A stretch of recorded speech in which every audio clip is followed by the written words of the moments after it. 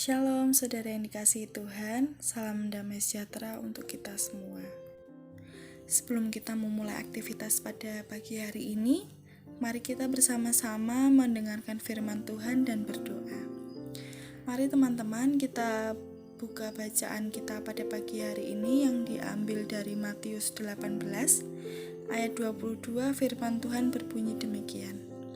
Yesus berbicara kepadanya, "Bukan, aku berbicara kepadamu, bukan sampai 7 kali, melainkan sampai 70 kali 7 kali. Haleluya, amin. Renungan pada pagi hari ini memiliki tema singkat tapi memiliki makna juga yang mendalam, yaitu forgive to forget, memaafkan untuk melupakan, atau mengampuni. Mengampuni bukan hanya memaafkan kesalahan saja. Mengampuni artinya juga bersedia melepas kekeliruan orang yang bersalah kepada kita dan mau membuka lembaran baru dengan orang tersebut. Dalam artian kita mau memaafkan kesalahan orang tersebut dan mau untuk berteman kembali. Walaupun memang itu terdengar susah, tapi itu yang diharapkan Tuhan kepada kita. Kita juga harus memahami bahwa manusia bukanlah makhluk yang tidak terlepas dari kesalahan. Sesempurnanya manusia, pasti ada sedikit kesalahan di dalam hidupnya, dan tidak ada manusia yang sempurna. Ketika kita tidak sudi mengampuni orang lain, artinya kita juga tidak sudi memahami bahwa kita juga dulu melakukan kekeliruan yang dapat saja menyebabkan hati orang lain juga terluka. Sebab manusia itu lebih condong mencari kekeliruan atau kesalahan orang lain, tapi tidak introspeksi diri bahwasanya dia juga pernah melakukan kesalahan. Bahkan di dalam Matius 7 ayat 3, Yesus berbicara demikian. "Mengapakah engkau menyaksikan selumbar di mata saudaramu, tapi balok di dalam matamu tidak engkau ketahui?" Di dalam ayat tersebut, saudara-saudara, Yesus mengajarkan kepada kita untuk mengintrospeksi diri kita dulu sendiri. Mengampuni itu sebuah kata sederhana, tapi artinya itu terlampau dalam, memiliki arti yang benar-benar maknanya itu dalam sekali. Selain itu, kita juga harus memaafkan kesalahan orang lain.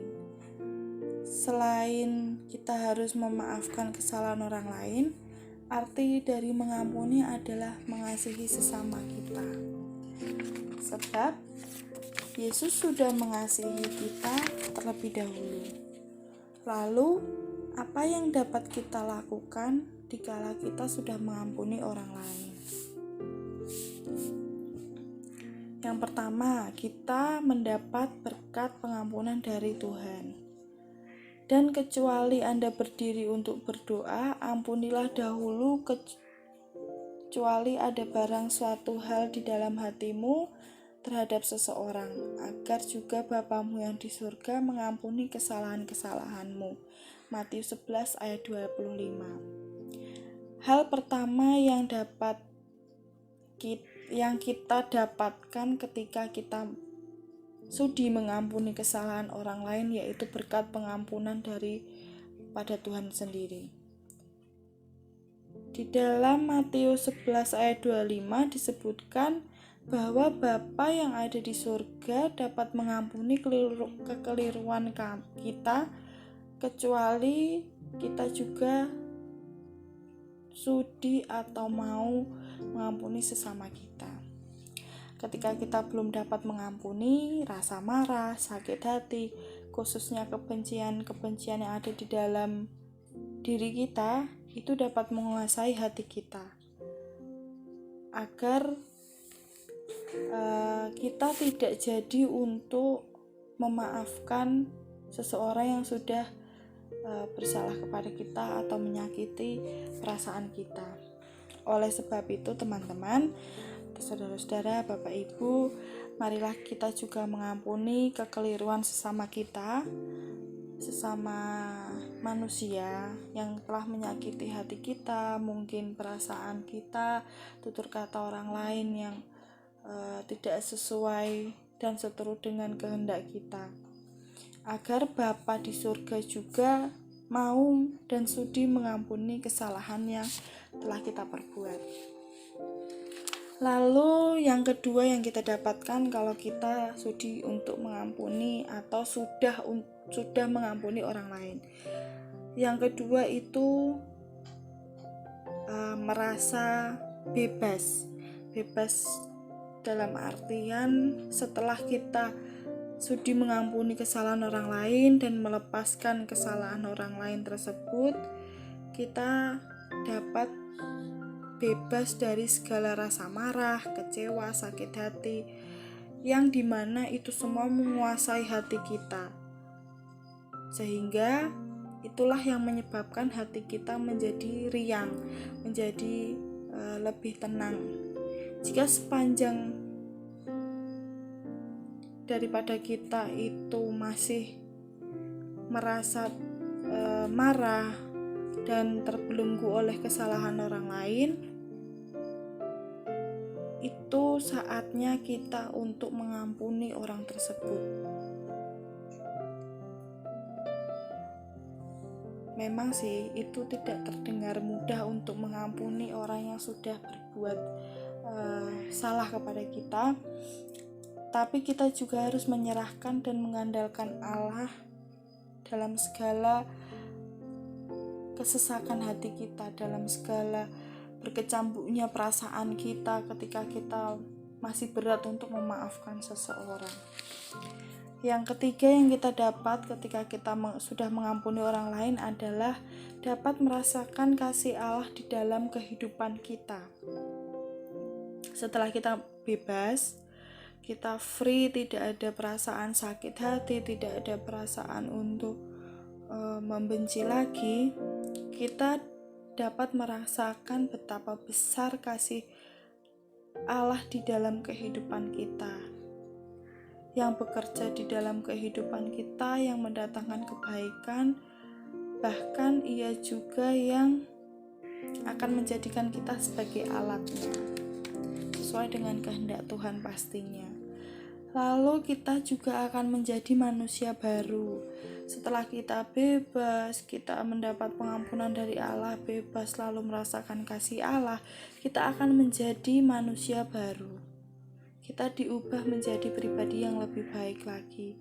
Bukan tanpa alasan Tuhan mengubah kita untuk menjadi manusia yang baru, yang lebih baik. Itu pastinya karena melihat kita sudah siap untuk mengampuni seseorang, dimana kita akan meraih hasilnya, kita akan meraih berkat Tuhan, yaitu rasa kasih yang lebih, kita menjadi damai sejahtera, kesabaran, kemurahan, kebaikan, kesetiaan, kelemah lembutan, dan juga penguasaan diri yang diberikan Tuhan kepada kita, sehingga kita menjadi pribadi yang lebih baik. Oleh sebab itu, saudara-saudara, marilah kita juga sudi untuk mengampuni sesama kita. Ingatlah bahwa tiap manusia itu tidak luput dari kekeliruan dan kesalahan. Tidak ada manusia yang sempurna. Diri kita sendiri pun juga tidak luput dari kesalahan. Maka sikap kita, tutur kata kita yang disengaja ataupun tidak disengaja yang belum menyakiti perasaan orang lain, kita lebih untuk peka bagaimana cara kita menjaga perilaku tutur kata kita sehingga tidak menyebabkan orang lain merasa sakit hati terhadap kita. Nah, ini juga untuk diri kita. Apakah kita juga menginginkan kebebasan dari Tuhan? lalu meraih berkat pengampunan, atau justru kita mau tetap menjadi manusia yang terkekang oleh rasa amarah, rasa sakit hati, rasa kecewa? Kita mau yang mana? Kalau kita mau menjadi pribadi yang lebih baik, kita mau menjadi pribadi yang ada sukacita di dalam hati kita minta penyertaan dan bimbingan Tuhan untuk menjadikan kita pribadi yang mau mengampuni sesama kita yang telah berbuat kesalahan kepada kita. Kita terus berdoa, berharap kepada Tuhan agar Tuhan juga mau merubah kita menjadi pribadi yang lebih baik. Tuhan Yesus memberkati. Mari teman-teman kita bersatu di dalam doa. Tuhan Yesus, Engkau tahu betapa sulitnya aku menerima semua ini. Namun aku tahu Tuhan, aku ingat ketika Engkau sendiri pun pernah mengalaminya. Engkau berdoa dan memberkati orang-orang yang telah menyakitimu. Bahkan hingga saat Engkau disiksa di kayu salib pun, Engkau tak pernah menaruh dendam sedikit pun. Bahkan Engkau malah mengasihi mereka yang menyakitimu.